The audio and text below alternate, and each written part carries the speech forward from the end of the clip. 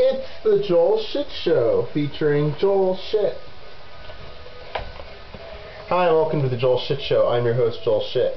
So today it's time for Proposition 5, Nonviolent Drug Offenses, Sentencing, Parole and Rehabilitation Initiative Statute.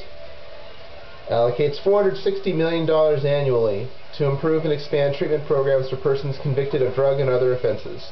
Limits court authority to incarcerate offenders who commit certain drug crimes, break drug treatment rules, or violate parole. Substantially shortens parole for certain drug offenses. Increases parole for serious and violent felonies. Divides Department of Corrections and Rehabilitation authority between two secretaries, one with 6-year fixed term and one serving at pleasure of governor. Provides 5-year fixed terms for deputy secretaries. Creates 19-member board to direct parole and rehabilitation policy. Summary of legislative analyst estimate of net state and local government fiscal impact. Increased state costs over time, potentially exceeding $1 billion annually, primarily for expanding drug treatment and rehabilitation programs for offenders in state prison, on parole, and in the community. State savings over time, potentially exceeding $1 billion annually, due primarily to reduced prison and parole operating costs.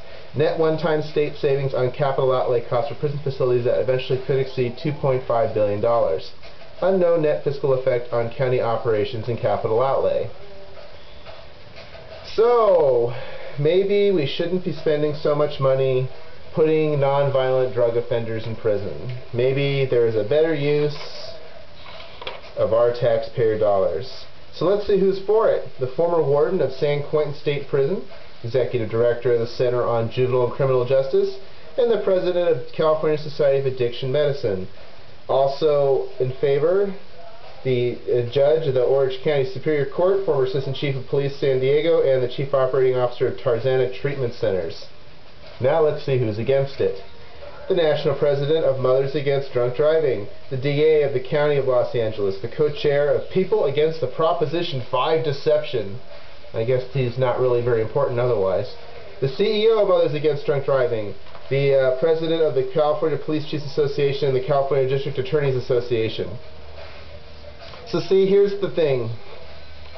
5 is fine for marijuana, but bad for meth, is what I'm saying. So which way am I going to go? I'm still not really sure.